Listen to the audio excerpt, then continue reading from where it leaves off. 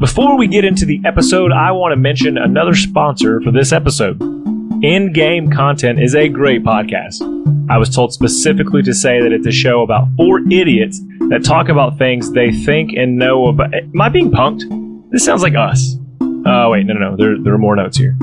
In-Game Content alternates between their weekly topical conversation, followed by an episode of their D&D campaign the next week, with episodes releasing on Saturdays. Topical conversation revolves around video games and TTRPGs like Warhammer, Magic the Gathering, and even one of my old favorites, Yu-Gi-Oh! Their D&D campaign is a sea-based campaign that features a ragtag group of people that work under a captain and will be given his ship to do whatever they want once he retires. They recommend starting with good old episode 1 titled Dungeons and Doofuses, One Piece the Campaign. You can find links to their recommended episode, as well as their Twitch link in our show notes. And you can find the podcast on Spotify, Google Podcast, and Apple Podcasts. Go check out In-Game Content today. And now, on to the show. Last time on Lawful Stupid, William, Miss B, Surtek all stand around this body of Lucien. I think I need to just close my eyes for a second. We're both going to be here when I open them, right? Oh, of course. Lucien, you're too young to die. Don't worry. We'll figure something out. It takes you 3 days by train to get to Prim. And I think you get him promptly to a medical area nearby in the town, heading straight there. And what I'd like to do is swap over for a moment to what's going on inside of Lucien. Lucien, wake up. Hi, Nova. Why do you keep on serving me? I'm afraid of what happens if I don't. And as you say, what happens if I don't? A drow elf is sitting kind of coolly leaning against the wall, and he says, what if you weren't a servant of Nova at all? You have a couple choices ahead of you. One, you can sit in this dream state for a little while until whatever life you have vanishes. Or you can go back to the living. Lucien, to find me, you had to die. There is no darker place in the world than in death.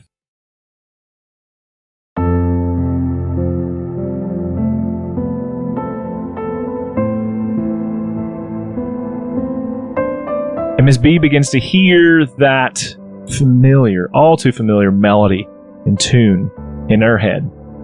But, William, you do not hear this same tune.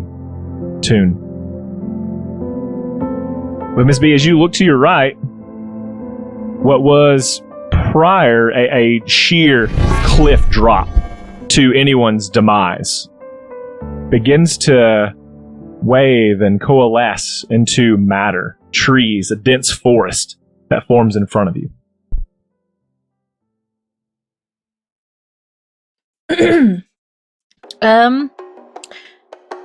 She'll look to William, and I guess I don't remember who was driving, but we're gonna have to slow down. I guess William's driving. Slow down for slow down for what? I'll drive. I'll drive, it's fine. Well, we're basically here. It's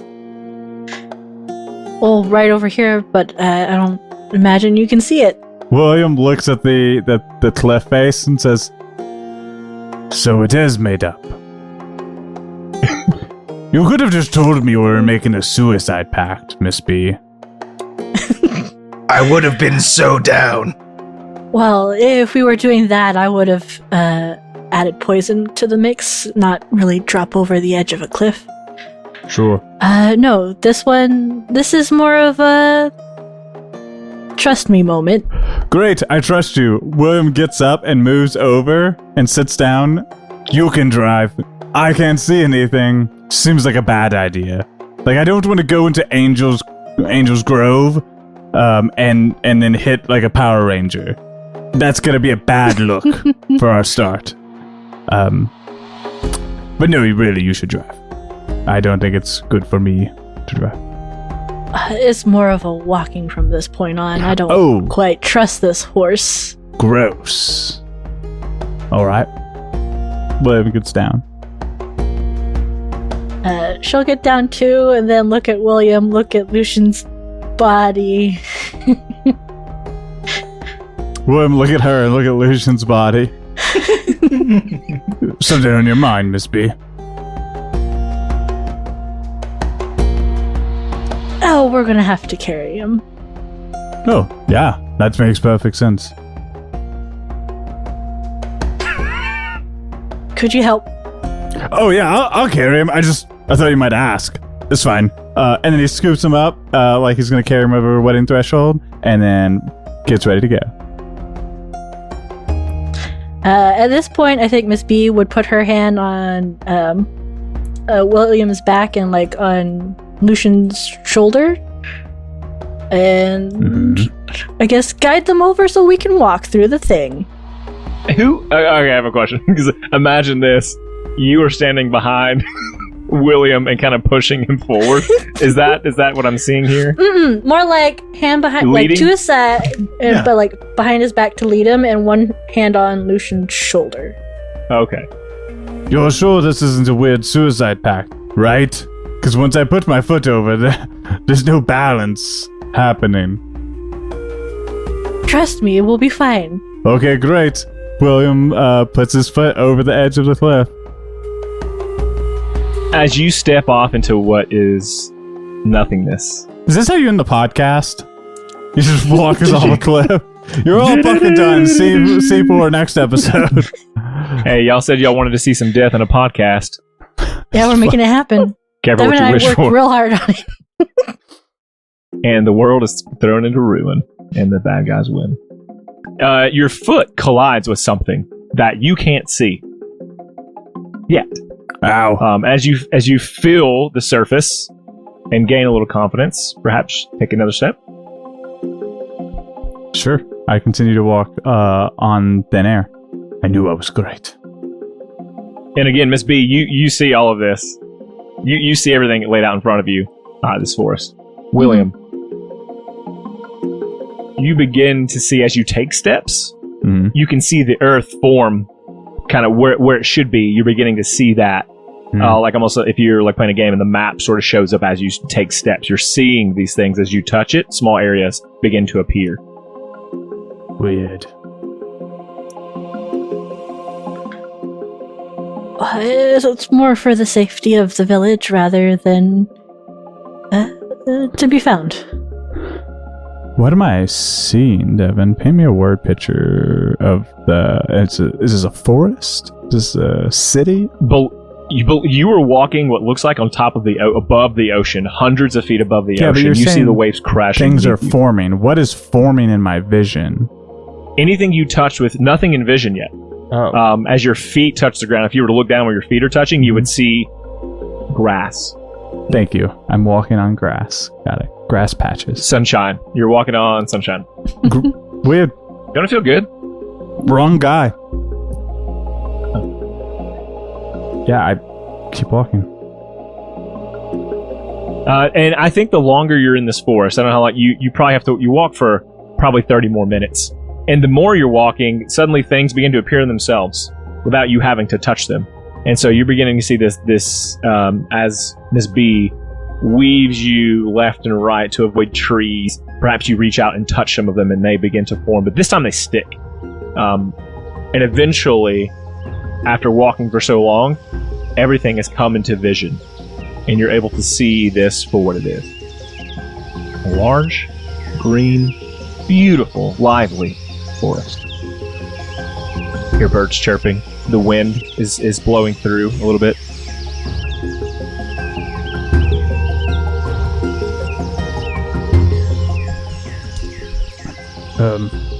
Okay, so the place is real. Good. Yep, very real. Not just a storybook tale. Well, this is your house, so lead on. It should be noted to say, Miss B, this is your domain. I'm gonna let you, tag me in as needed, if that makes sense. I'm not sure, how well I'm gonna go over here. Like what my brand is gonna do here. I understand. Okay, good. In case you're I not, guess- like, my scent, I don't know if they're going to enjoy it. Oh, I think you'll be fine. Okay, I've great. brought in. Well, Bring a lot of people to this place, huh? Human, but you should be fine. Whoa! Careful Probably with be fine. careful with Races fairies. don't matter, huh? Got it. Noted. Good. You're just an elf.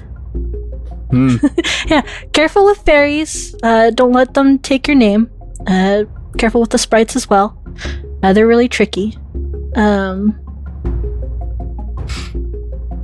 Otherwise, you should be fine. Just don't make any deals you're not prepared for.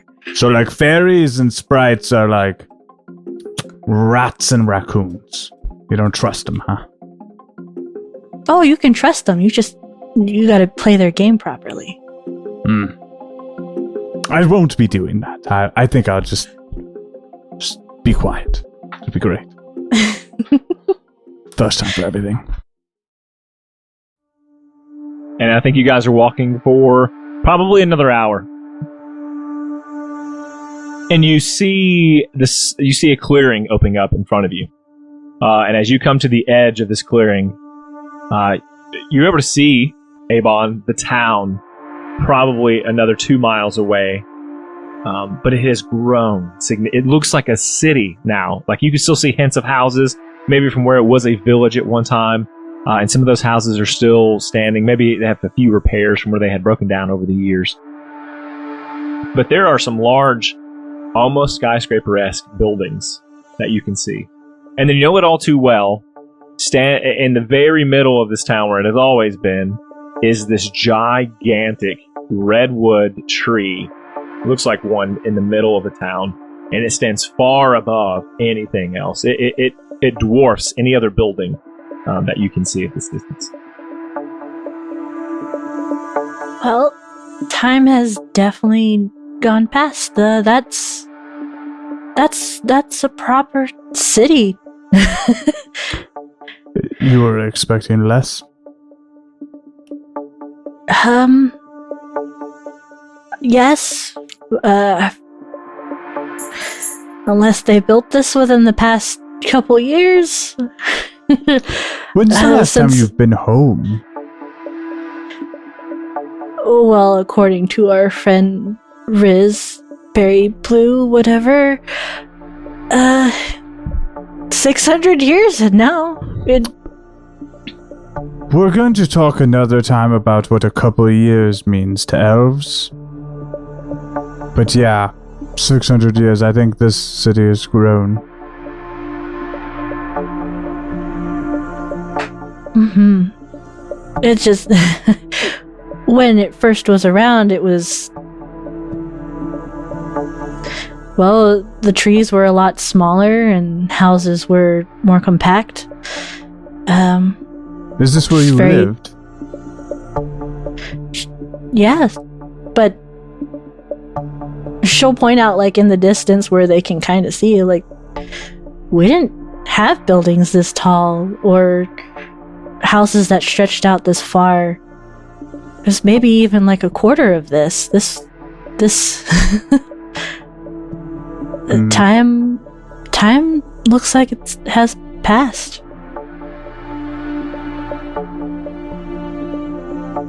And that does mean everyone I've known is probably gone too.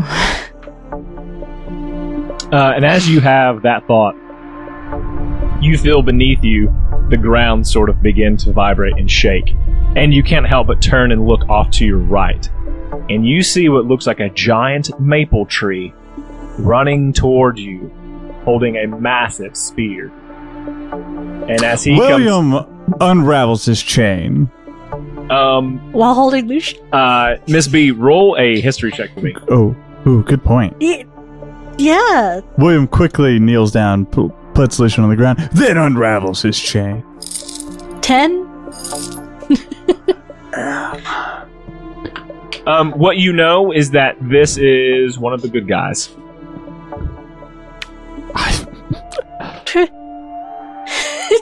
William begins to move forward. She'll put her hands. I was like, whoa, wait, Wait, what are you doing? What are you? Motion to he's giant fine. tree with spear running at us. He's Do you fine. know He's something fine. I don't? He protects. He protects. He's good. Oh, could have just said that. Rolls up chain, picks up Lucien. And this tree makes its way over to you, and then you hear off to your left another sort of the ground begins vibrating as well.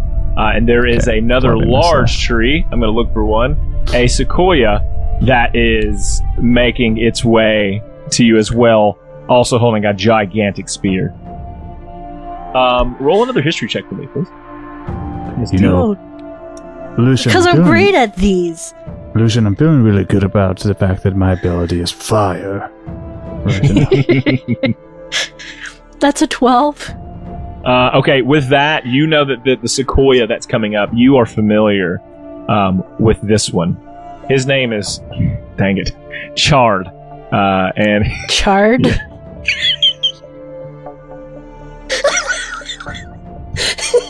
I don't know why I do this. And you know Chard, so he's over 600 years old. Okay. You know Chard. You knew him when he was just a sapling. I'm just saying, you said you know his name is Chard. Yeah. Yeah. And you. She looks over and like. Do all the trees look the same? Like, how do you recognize a tree? yeah. Can you have to explain to me how she recognizes the tree? Like, what is the defining feature of Chard the sequoia? Well, you have to cut them in half and look at the rings. That's how. That's the only way to. William unravels his chain. Well, you can tell it. You can tell it's a tree by the way it is. And that's how. That's how. Wait, maybe he's got like a cute little like It's in ribbon in its tree branch. There's a heart that's been carved onto it. It's like a tattoo for trees, and it says, Beatrice and Chard, BFFE. Yeah, best friends. Forever. BFFE. Forever. That's how old I am. That you didn't know that one. I would put the number 4, not FF. BFFE. Best friends for. I mean, no, it's one word, but when I was a kid, that's what we did. Tree tats. They have tree tats. Chard, and he says, what do trees look like? Hello, Beatrice. And he goes down to one tree knee and sort of like bows to you almost. So they're bipedal? These trees are. Okay, I'm just asking. I'm trying to get a mental picture. Tree ants, right? That's what it is, right? Tree ants, right? Well, I'm just thinking like Lord of the Rings. They're not really bipedal. It's like, well, Lord of the Rings, they've got big roots that function as feet. I thought to maybe do like a weird, where like the roots were like octopus things that moved, and I was like, this is too creepy. So we're doing bipedal. So they're bipedal. Cool. Yeah. I just for my head brain. I like it. Not creepy. She'll look at it. Chard, you've grown a lot. And he kind of gets close to you, and he says, "So have you." You can't say that to a lady. and he does like an up and down thing with the other tree hand to show like up and down. No, she'll look at like the best friends forever mark and like see where her height was marked in last. Oh, but like I was like barely like any taller than I am now. It's like just a little bit. And the maple tree kind of reaches out with his spear and kind of whacks the back of Chard and says, "Stand up." And Chard does. And this other one, who looks a little more in charge, says, "What brings you back, my lady?" Motions to Lucien. I need help for my friend, and I wanted to see the elders. Indeed, and they will want to see you too. Can I roll an inside check? Check. I want to know how truthful this motherfucker is being. Okay. Or I want to determine if his intent is evil. Okay. So you're okay. If it's evil, go ahead. I'm looking for ill intent. Yes. And my roll is a natural 20, which is a 26. You sense no ill will toward Beatrice or her companions at all. Excellent.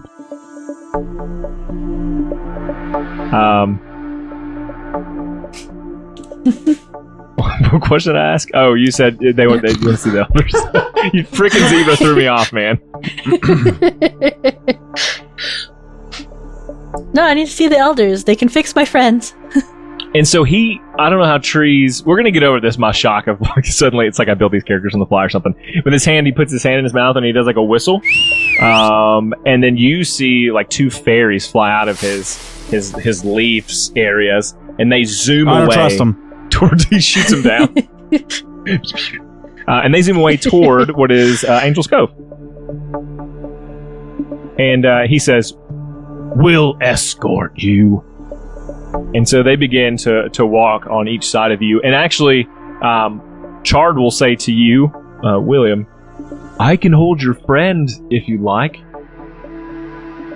William looks back respectfully and shakes his head. Understood.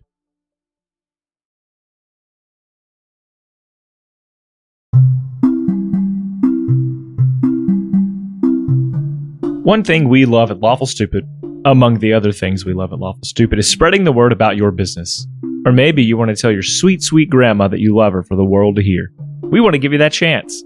If you're a business and want to get your services on the air, or just want to tell a loved one a personal message, head on over to lawfulstupid.org/message in a bottle.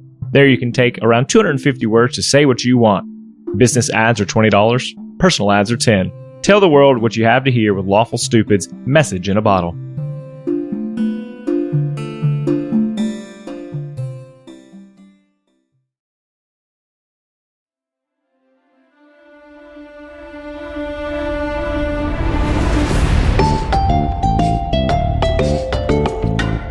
And so they begin to walk you toward this town. Now, what I'll tell you is, Ms. B, you are familiar with this first part of town that you're coming into. This is the old village. This is the original that you lived in. So as you begin to walk in, the houses are smaller. The paths are dirt paths. And honestly, not a whole lot has changed in terms of some of the smaller gardens that people had in their own backyards for things. There are absolutely new tenants, but not much has changed. So I don't know if there's somewhere specific you'd like to go here.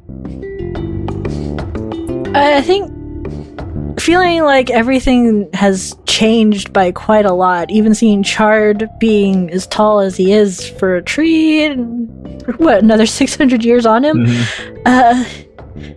She'll be like, I weirdly don't want to visit anywhere.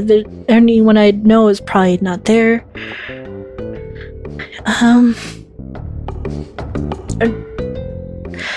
Yeah, my grandkids were over in this part of the neighborhood. They're no.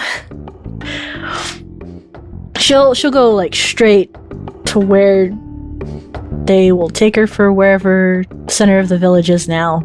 I don't know if it's new. I don't know if it's old. Okay. I Wait, think. Hold on. I have to know, I have to say, I don't care what you make me roll. I'm looking for a fucking brewery or tavern or bar as we walk through here. I don't want to stop there. I just want to fucking clock it for later. It's important to me that I'm looking the whole time.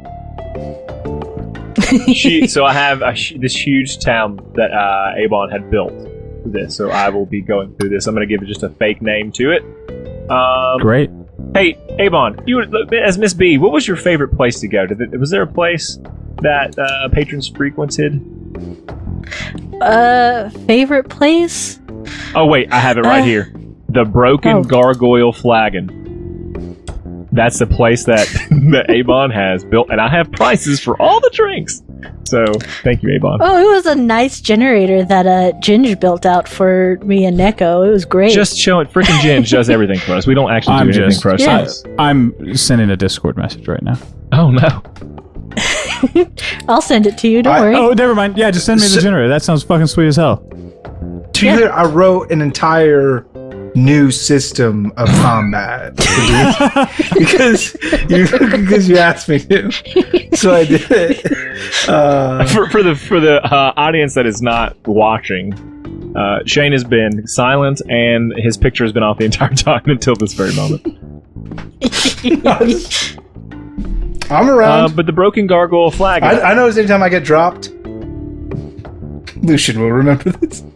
And then so what it looks like on the outside is this statue, and it looks like someone. It was two gargoyles, but they're both broken up top, and the heads are turned the wrong way, and crudely like put back on. But that's the flavor of that. I feel like if Miss B saw William like eye it, and she'll eye it, she'll be like, "When I was a kid, my brother and I broke them off and turned them the other way. I'm glad they still kept it."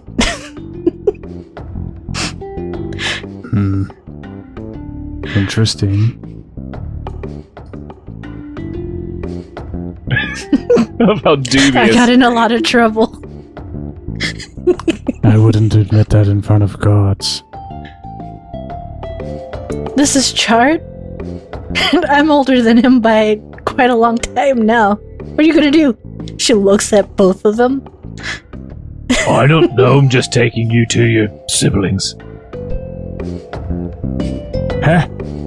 She's kind of the boss here. It scratches his tree limbs. Some places. William looks at Miss B. Did he just Yes. say you're the boss? No. I'm Miss B, not if the you're boss. the head of a very exclusive and racist mafia, you could have told me. I would have understood. I'm not the head. My parents were the village elders at the time. I see. You're not the head of the exclusive elf racist mafia. Got it. All right. As you keep walking toward Miss B, what you know is going to be the elders' tent. There is, in the middle of town, something a little there where there used to be this large fountain. You remember running around as a little girl, playing in sometimes with friends, maybe even carrying water over for for Chard and some of your buddies, like to give them on occasion. It's changed here.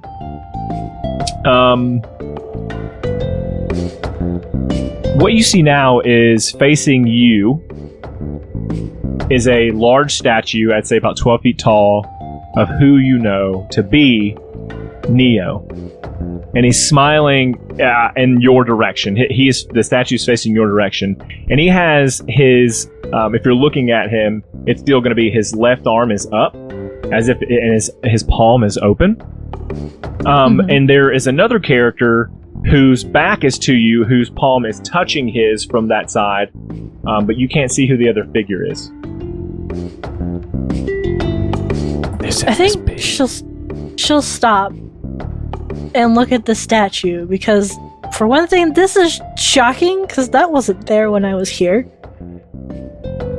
And like just cover her mouth with her hand and be like, "Why is Neo on a statue?" Why isn't he, my lady? You're the founders. You built this. Well, besides your parents. But you made it what it is today. I think she'll quickly go around to the other side of the fountain, because now I have to see what the other figure is. And It's not even a fountain anymore, it's a statue. you're looking at yourself. It's Beatrice Haven. And she is the one holding the hand of Neo, and now is facing the other direction. So if he's north, you're facing south. But hands are touching.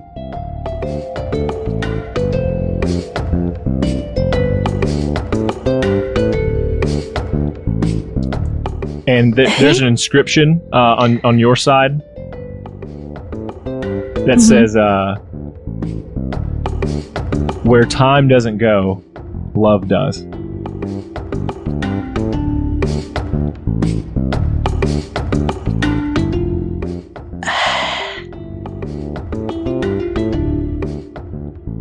This... She'll, like, touch both sides of her head, like, I don't remember.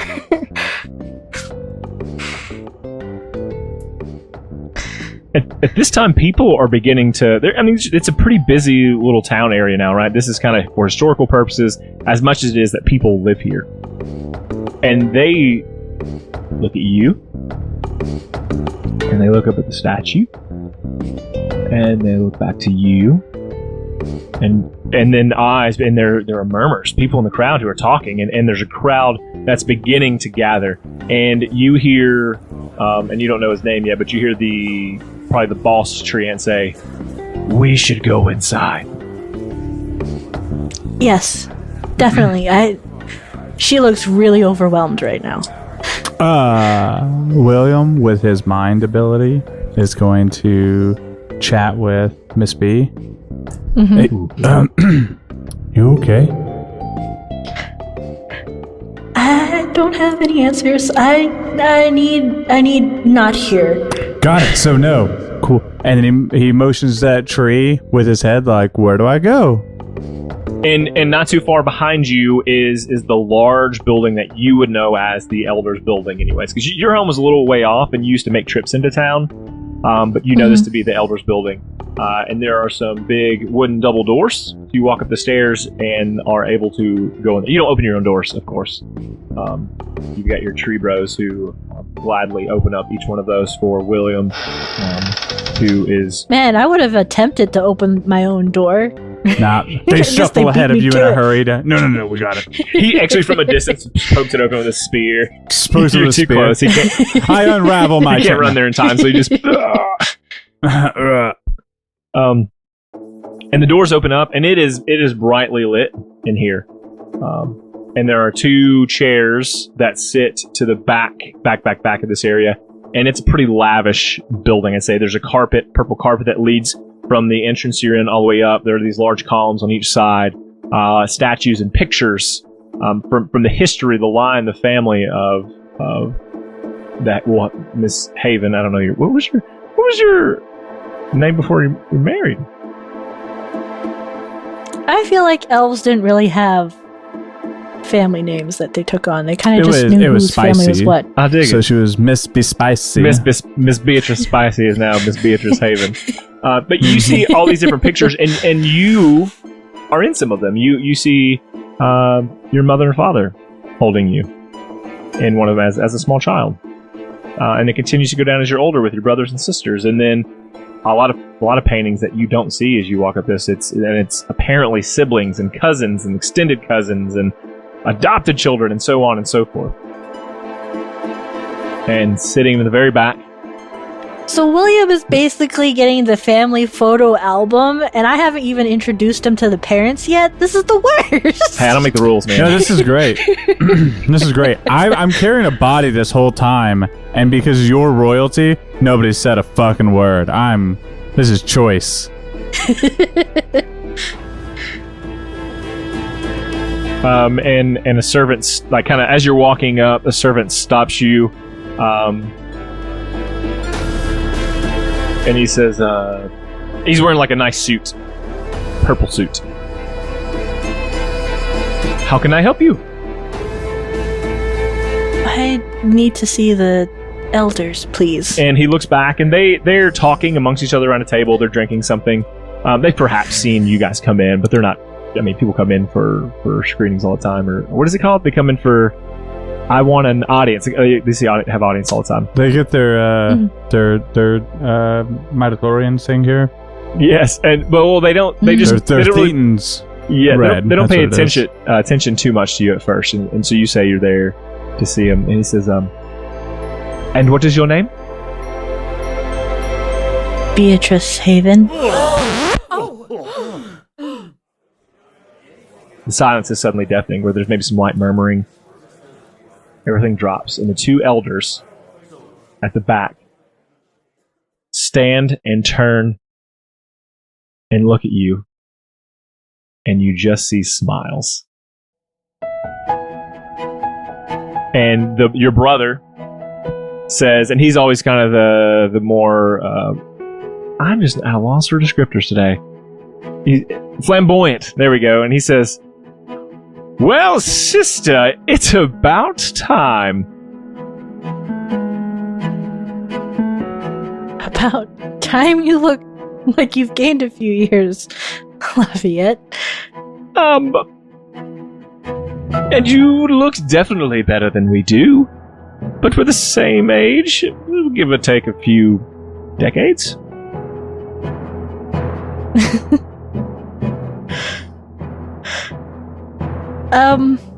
And so for those of you who don't know, the brother, Lafayette, and I'm going through the picture, he is the sun elf, correct? Yes. Sun elf. And then so that your sister, who is a moon elf, will just run right up to you and grab you and hug you. And she says, "It's been too long." And she kind of pushes you back to look at you and says, "Where have you been?" I think she's just really overwhelmed right now.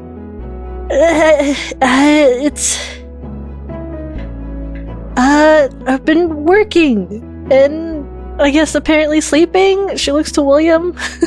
That's what's happened to us? I don't know. And they do look at William. Who's got this body? I need help. Anything, sister? My friend, Lucien, he's dead. I know the elders, they had magic that could help with this because of the war and all the stuff. And sometimes we would bring back people. And so Lafayette walks over to, and he gestures to William to take Lucien.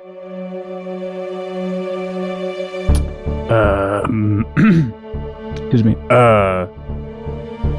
What's your plan? I just would like to assess him, please. William gently hands him over. And he grabs him almost effortlessly and says, "Thank you." And he says, "Sister?" Talking to, I'm going to have to get these names, Marguerite. And Marguerite sort of waves a hand in an area, and like these vines come up and form almost like a bed. And Lafayette lays Lucien down onto this vine bed and kind of puts a hand kind of over his entire body. And he's eyes closed, intent, almost even like a hum. And then he looks back to you and he goes, "You're right, he's dead."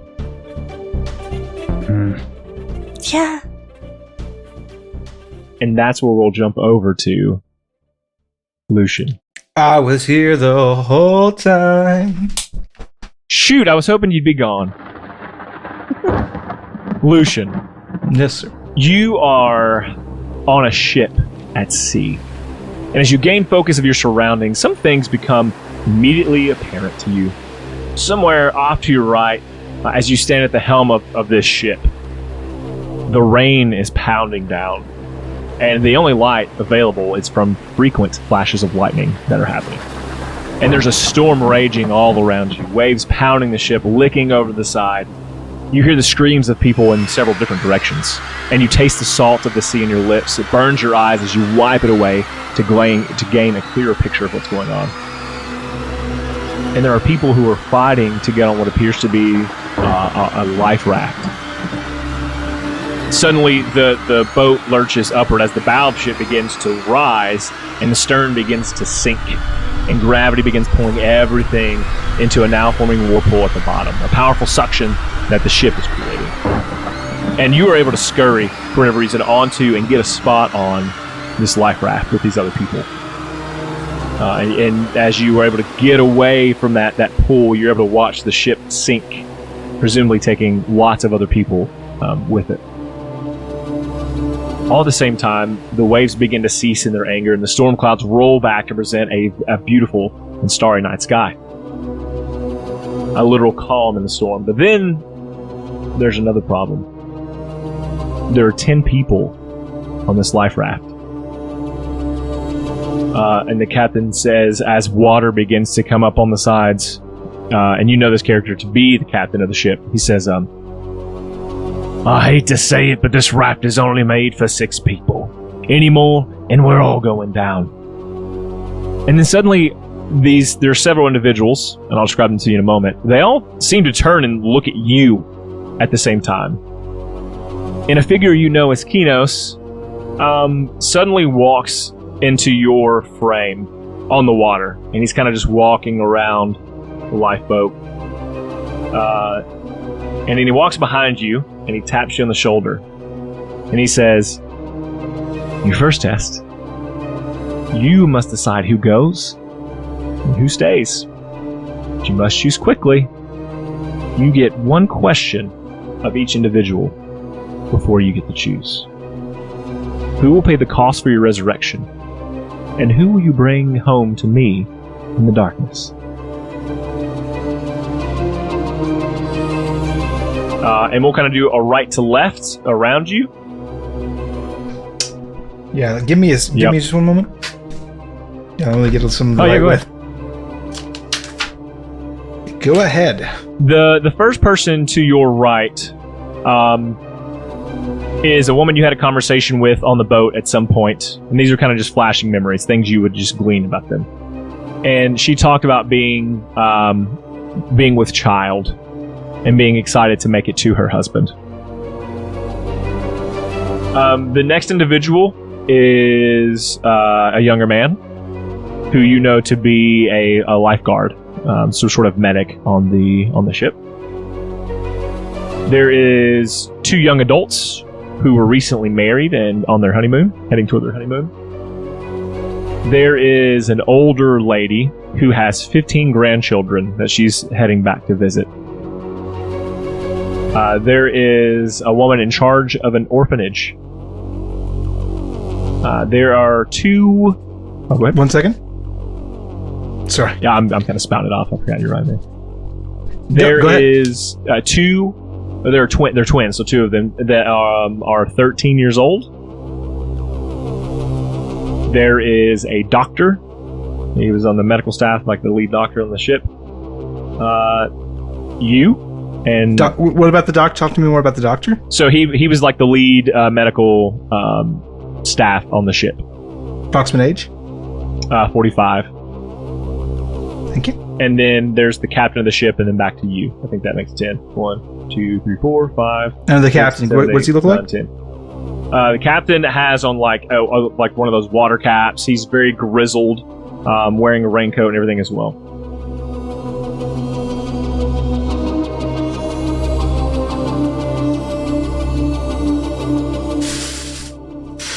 Everybody's looking at me, huh?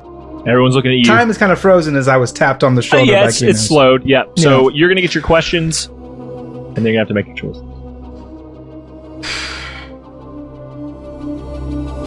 Captain. Aye. 1 question.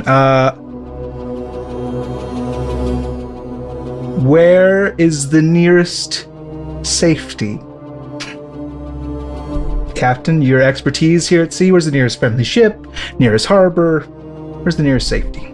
A small island, 50 miles as the crow flies, south.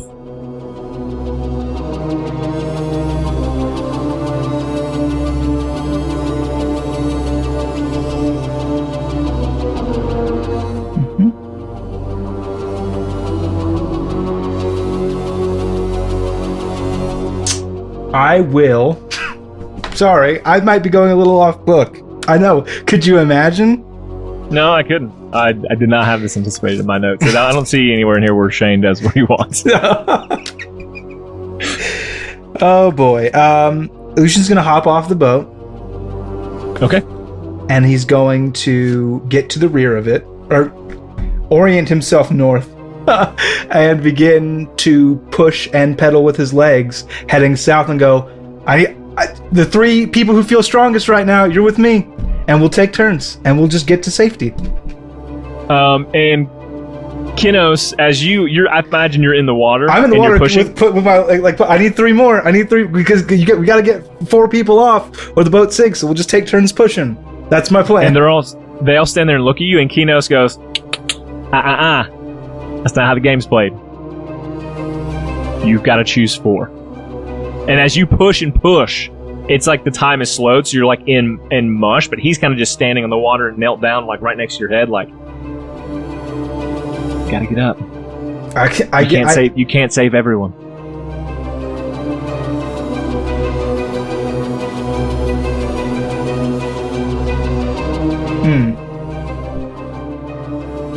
No. It's You can't save everyone. I exactly, and I accept that. It's a balancing act, Lucien. Someone has to go so that others can live. Who's it gonna be? Why do I get to pick? Why me? Because you're here. I need to know what it's gonna be to get you back. What are you willing to do? What keeps you going? Are you going to be able to make these choices when we get back in the world? And I think you are. But I need to see what you do now. I know you've got it in you, and you can't just give up. You can't. I mean, we all have a call. You have to fulfill yours. If the only thing that's waiting for me back in the world of the living is more games put in front of me by the gods, I'll stay on this side.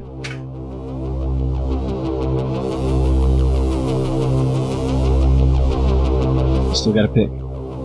I don't. So you would be willing to let all of our friends die? I'm not letting anything happen. Kinos, you put these people here. I didn't. You're the one playing games. And if you decide the rules are everybody loses, then everybody loses. I'm just not going to play anymore.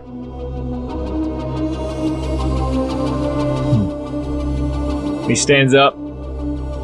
He kind of does that thing where he's looking into the sky at the stars, kind of pondering, tapping his chin. What if I told you the orphanage lady often starves the children where she works and hoards the food for herself? What if I told you the doctor often kills the people he is the doctor for older people so he can get their insurance money? What if I told you the adults, 2 young adults who say they're married, are actually here with people who are not their spouses? What if I told you the woman who thinks she's pregnant isn't? She just wanted a better spot on the boat. What if I told you the captain is probably the most noble man out there? What if I told you the twins, they don't have any parents, they don't have anyone, they need to get where they're going? Does this change anything for you? What if I told you that I love every single one of them anyway? But why? Why do you love the doctor who's killing? Why do you love the orphanage worker who is abusing children? Kina, I'm starting to think. I know why. I need to know why you feel that way. You're the guy who brings the light to the people when it's darkest. Yes. So you know better than anybody that just because somebody is in a dark place, that's when they need our light, our love the most. Not somebody who's up on high, not somebody who's got it all figured out. It's the people in the darkest places that need light the most. You taught me that. He reaches down and picks you up by the collar and sets you back in the boat. And he says, "Then you all live." And he claps his hands, and the stars begin to swirl down into you, and then suddenly those people are gone.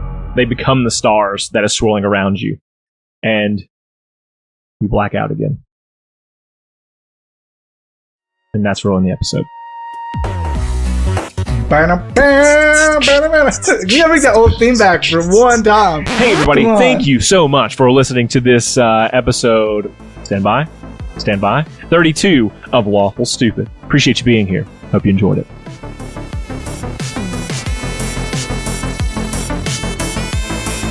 Hey, if you want to support the show...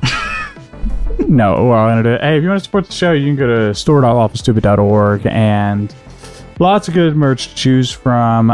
Big fan of the baseball tees myself. I mean, they're so comfortable. So comfortable. Very soft. Yeah, I recommend those. Workout shirts, sleepy time shirts, sexy time shirts. Whoa. I mean, they do everything. So, lawfulstupid.org. Store.lawfulstupid.org. Yeah, both. Whatever. Hey, Mr. Dwayne, do you guarantee sexy time in those shirts? Nope, just I guarantee that you can have sexy time. Thanks, anyway. Yeah. Also, we also have the Lawful Stupid Discord, where you can go to discord.lawfulstupid.org, where we do have a fun chat to talk about the sexy time stuff. It's the Not Suitable for Work channel. You won't see me there, but we have a few Lawful Stupid guys in there that will chat. I just want to throw this out. Apparently, No, just if you Shainsaw. guys love I think- C1 I don't and go you in miss there, I don't Alex, know. there's a riveting conversation that is going on there, apparently. Oh, dude, he's in between Shane and the There's pictures the dead from now my alive youth. again Alex from C1. So there you go. Rowan, if you know. So if that's Rowan. not enticement enough, I don't know what T. it is. Legato. Hey, it's important that after you see the horrible things in the Not Suitable for Work channel, that you get therapy. And you know who's great at using tabletop role-playing games as an immersive form of therapy? The Badhana Group. What a transition. Thanks, man. I do this That's excellent. professionally. And, well, I don't have any other job. Let me get my dice up, because, you know, a professional would have already had them available. But Yeah, well, why are you saying that? So I was off on my date. So anyone who's listening to this, we actually did the last week of August is also Bahana Group, and so this will be the second week of September, and we're just gonna carry it all the way through. So my bad. They get more monies. more money. It's specifically 10 more money. Specific today, Okay. 10 more Pretty money. good. That's Yeah. right in the middle. Can't really complain about tenor. That's all I have to say. Hey, yeah, when you roll for humanity, you're going to tweet, and you should tag the person that you're donating to raise awareness, and also use the hashtag roll for humanity so that I can see it and want to live another day. Pretty dark. So it'll get less dark if we get more people using the hashtag. That seems like a Ponzi scheme. It's not. I have to It's get called a so guilt I have to trip. get two more. So I have to get two more people to buy this leather satchel you're selling, or You don't you're have to gonna buy die. anything. You just have to donate to a charity that you care about. At the end of your table, be a hero in real life. Roll the die. Donate the amount that you roll. You appear to have drawn, what is that, a banana with a hole in it? What am I looking at? It's your dad's butt. That's my dad's butt with a hole in Oh, it. Cool. goodness. Well, my dad's butt has a hole in it. Anyway, thanks so much. We And love on you. to No, the there's a bit. good news story. I don't know what you guys are gonna do with this, but have fun. What can the wise voices of J.R. Tolkien, Frodo Baggins, and Gandalf the Grey teach us about the present day? I don't know why. It doesn't really like pose anything. It's That's just not really. question That's they not really a have. Good headline news story. from like a news story. That's just a question that you've Well, posted. okay. Well, Avon, you get to choose. I'll give you a second one. Restaurant makes special chocolate for blind customer with birthday message in Braille. I like that one. I have a preemptive Okay. donation to Dots RPG What in if my it pocket. wasn't chocolate, but it was instead peanut butter, and this lady was deathly allergic?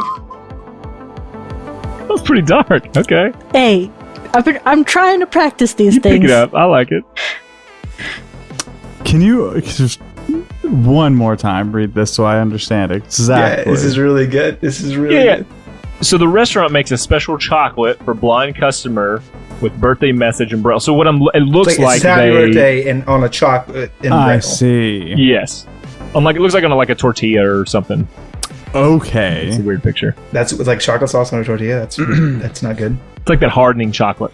Mm. Oh, okay, like a magic shell. Oh. Yeah. I see. So yeah, all right. So they make this Braille fucking chocolate nurse Hershey's hard shell candy cake for this person to read in Braille.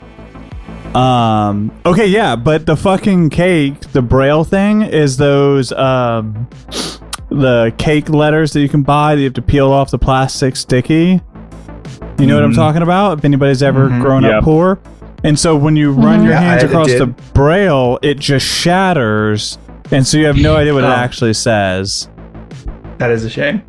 Oh, man. I don't know why I have to spell this out for the sheeple, but I guess I will. It's pretty simple. See if you can follow along. If somebody out there wanted to leave a message for somebody else, they wanted to be secret about it, and they wanted the person to read it, and then to go away forever, what would they do? Maybe disappearing ink? Disappearing ink famously used by whom? Who needs to get these messages that disappear? Is it Johnny Law? Is it John Q. Taxpayer? Or is it a secret agent? You want to say answer? I think I'll answer for you. agent. It's a secret agent. Yeah. Okay. You're a good sheeple, and you're following along perfectly. If you keep this up, you'll get a Salt Lick sheeple. What is sheep like? I don't know. Thanks. I bet they like Salt Licks. They're basically deer, big fluffy deer. Anyway, sheep are big fluffy deer. Sheep are deer wearing costumes. Wake up, sheeple. So, let me ask you a question. If you were maybe a blind spy, maybe you were part of a team of covert blind spies referred to as See No Evil by the CIA. There are counterparts, you can imagine. And as part of See No Evil, you're sent in to do the government's dirty work, and you have absolute plausible deniability because you didn't see anything. So the chocolate acts as disappearing because it melts under the warmth, the radial warmth of your fingers is the joke. We took a trip to get there, and I kind of felt dirty about doing it. Was that fucked up? Was that a fucked up You could have just joke? said chocolate melts in mouth and in your hands. Well, I was going to do that, but the big thing is that I wanted to tie in the CIA and their See No Evil, Hear No Evil, Speak No Evil divisions that are like, that's part of my... It sounds like you're on a NaNoWriMo path here. Yeah, this is like my in-depth... well, this is actually just the backstory of my new Monster of the Week campaign that you're all invited to. It's ran by Dick Cheney, and he's part of... he's an actual warlock. Real life Dick Cheney is a warlock, is the only other thing you need to know, and you're basically there. So join me for Monsters and Men. Monster and Men. Of Monsters and Monsters of Men, yeah. M&M's.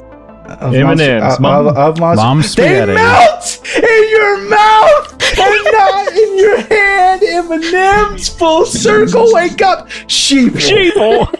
Hey everybody, thanks for listening, and as always, we love to say, we love you. We love you. We love you. Bye. Bye. I'm waving because we're on camera. I'm overcompensating. I gotta stop.